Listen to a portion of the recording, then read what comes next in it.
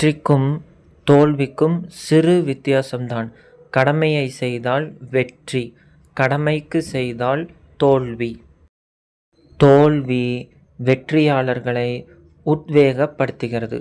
ஆனால் அதே தோல்வி தோல்வியாளர்களை தோற்கடிக்கிறது. நீங்கள் செய்தவற்றை சிறப்பாக செய்வதற்கு தோல்வி மட்டுமே.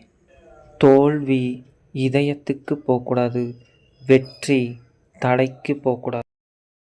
தான் மட்டுமே முன்னேறினால் முயற்சியாளன், தன்னை சுற்றி இருப்பவர்களை முன்னேற்றினால் வெற்றியாளன். வாய்ப்பு வருவதற்கு முன் நாம் அதற்கு தயாராக இருப்பதே வெற்றிக்கான ரகசியம்.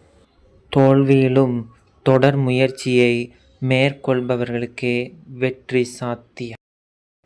முதல் படி தோல்வி, 2வது படி அவமானம், 3வது படி கடின உழைப்பு, 4வது படி தன்னம்பிக்கை, 5வது படி விடாமுயற்சி, 6வது படி